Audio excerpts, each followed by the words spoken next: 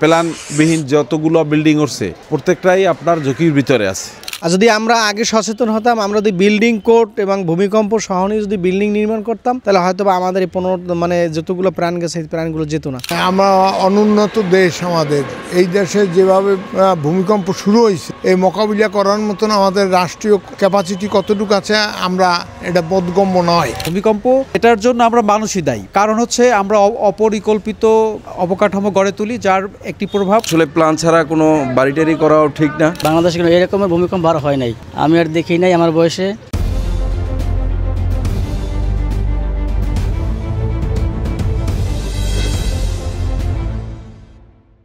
আসলে ভূমিকম্প বলতে এটা হলো শুধু টোটাল বাংলাদেশ নিয়ে আমরা আতঙ্কিত থাকি। বিশেষ করে আমাদের আমতলী পৌর শহরে আপনার হলো যে অহরহ বিল্ডিং হইতে আছে, কোনো প্ল্যান নাই, কিছুই নাই, তদারকি নাই। ভূমিকম্প হইলে তো অনেক ক্ষয়ক্ষতির আশঙ্কা থাকে এবং মানুষ প্রাণহানিও বেশি ঘটবে। প্ল্যানবিহীন যতগুলো বিল্ডিং উঠছে প্রত্যেকটাই আপনার ঝুঁকির ভিতরে আছে। আমরা তো আসলে উপকূলীয় মানুষ, আমাদের ভূমিকম্প ছাড়াও আর একটা আমাদের বিপদের সময় সবসময় বিপদের মোকাবেলা করতে হয়। যেমন আমরা সিডর এলাকা এই জায়গায় মোটামুটি একটু বৃষ্টি বাতাস হলে পানি 5 থেকে 7 ফুট জলোচ্ছ্বাস হয়। তারপর আমরা সব মিলিয়ে আমরা দক্ষিণ এলাকার মানুষই বেশি বিপদগ্রস্ত। আসলে ভূমিকম্পটা আমাদের দেশে আগে তেমনটা না থাকলেও গত কিছুদিন আগে যে ভূমিকম্পটা হয়েছে সেই ভূমিকম্পটা মানুষের মধ্যে আতঙ্ক সৃষ্টি করছে।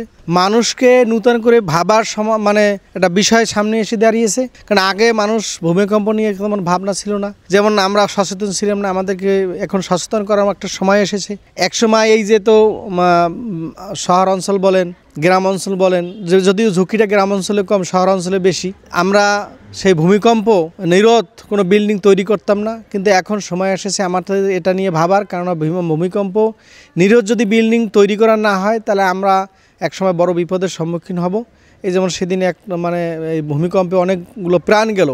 আর যদি আমরা আগে সচেতন হতাম, আমরা যদি বিল্ডিং কোড এবং ভূমিকম্প সহনীয় যদি বিল্ডিং নির্মাণ করতাম, তাহলে হয়তো আমাদের এই যতগুলো প্রাণ গেছে এই প্রাণগুলো যেত না। তারপর দ্বিতীয় দিন পরপর 3বার ভূমিকম্প হয়েছে এবং সেই ভূমিকম্পের কারণে ঢাকা বিশ্ববিদ্যালয়ে তারা অলরেডি 15 দিন বন্ধ ঘোষণা করছেন শিক্ষা প্রতিষ্ঠানে। কারণ যে তাদের পুরানো যে বিল্ডিংগুলো আছে সেই বিল্ডিংগুলোর সংস্কার করা দরকার এবং অনেক সময় দেখা যাচ্ছে ঘূর্ণিঝড়ের ফলে তাদের বিল্ডিংয়ে ফাটল ধরেছে। দক্ষিণ অঞ্চলে এই ঝুঁকিটা আরও বেশি, কারণ আমরা সাগর পাড়ের মানুষ। সাগর পাড়টা বঙ্গোপসাগরের কাছাকাছি, এই সব অঞ্চলে ভূমিকম্পের ঝুঁকিটা বেশি থাকে।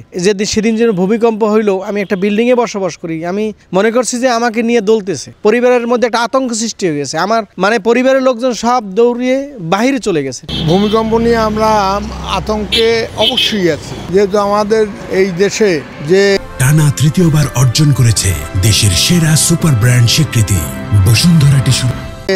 আমরা অনুন্নত দেশ, আমাদের এই দেশে যেভাবে ভূমিকম্প শুরু হয়েছে এই মোকাবিলা করার মতন আমাদের রাষ্ট্রীয় ক্যাপাসিটি কতটুকু আছে আমরা এটা বোধগম্য নয়।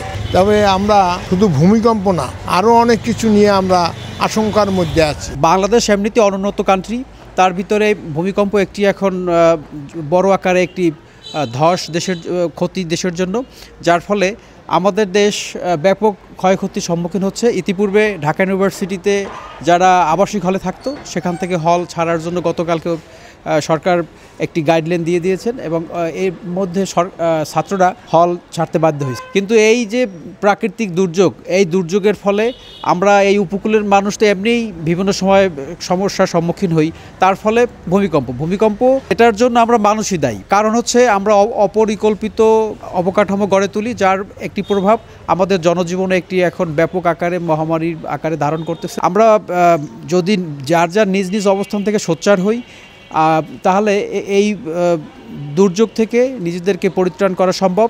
আর বিশেষ করে সারা বিশ্বব্যাপী যে জলবায়ু পরিবর্তনের ফলে আমরা এই গরিব যে রাষ্ট্রগুলি এগুলি এমনিতেই সাফারার।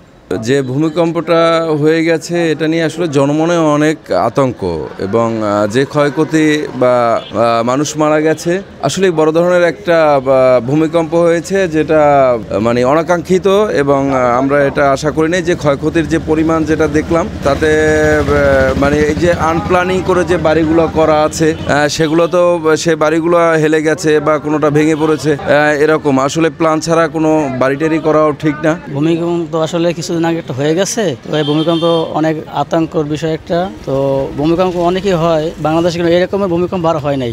আমি আর দেখি নাই আমার বয়সে। ঢাকাতে অনেক বিল্ডিং ভেঙে গেছে, ক্ষয়ক্ষতি হয়েছে। যদি এই বিল্ডিংগুলি যদি ঠিকঠাক মতো করে তাহলে আশা করি এই রকমের ঝুঁকিপূর্ণ হইবে না। আতঙ্কিত আমরা। আতঙ্ক এই জন্য যে আমরা সচেতন যদি না হই তাহলে তো ঢাকার মতন আমাদেরও সমস্যা হবে। বিল্ডিং নিয়ে, বড় বড় ভবন নিয়ে সতর্ক হইতে হবে।